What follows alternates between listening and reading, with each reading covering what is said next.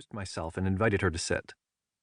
Her eyes darted around the room, and then she sat down on one end of the couch, fidgeting with the ring on her index finger. I pulled up a chair next to her. The windowless room was not air-conditioned, and I was already starting to sweat in the heat of a late Virginia summer. I moved the standing fan a little closer and unbuttoned my white coat. "You did the right thing, Susan, by bringing Holly into the ER," I started. "Can you tell me what happened this evening?" "I came home from a late afternoon class," she said, "and found Holly passed out on her bed. I called out and shook her, but couldn't wake her up. So I called the dorm counselor, and she called the rescue squad to bring her here. I followed in my car." Still assuming Holly had overdosed on some medication, I asked, "Do you know what drugs she had taken?" Susan shook her head.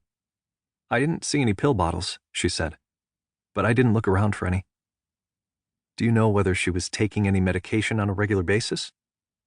"Yeah, she was taking an antidepressant that she had gotten from the student health clinic." "Are there any other meds in the dorm that she might have taken?" "I have some medication for my seizures that I keep in the cabinet in the bathroom, but I don't know that she took any."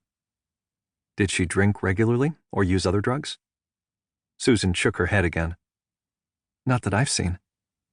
"Does she have any other medical problems?" "I don't think so, but I don't really know her that well. I didn't know her before we moved into the dorm a month ago." "But she was seeing someone at student health for depression? Had she been looking more depressed or anxious lately, or acting strangely?" Susan shrugged. "We weren't really that close. I didn't notice anything wrong." "I understand. Do you happen to know about any particular stresses she's been under lately?" "As far as I know, she's been doing well in her classes. I mean, it's an adjustment for all of us starting college, being away from home for the first time." Susan hesitated, then added, "But she was having problems with this guy she was dating." She paused again. "I think he might have been pushing her to do things." "Pushing her to do things?" Susan shrugged. "I don't know, that's just the feeling I got." I waited for her to continue, but she didn't. "You've been very helpful, Susan," I said. "Is there anything else that you think we should know?" Susan shrugged again. I waited again for her to say something else, but she didn't. I thought I might have seen a slight shudder. "How are you doing with all this?" I asked, touching her gently on the arm. "I'm okay," she said, too quickly.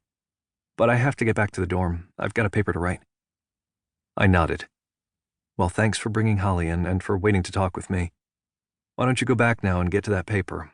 You can check on her in the morning if you want. We'll call you if we think of anything else." Susan nodded and stood up, and I walked her to the door.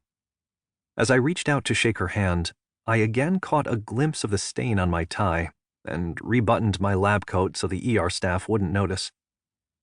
I walked back down the hallway to Holly's room to see if she'd awakened by then. She was still out cold, and the sitter confirmed that she hadn't stirred since I'd left.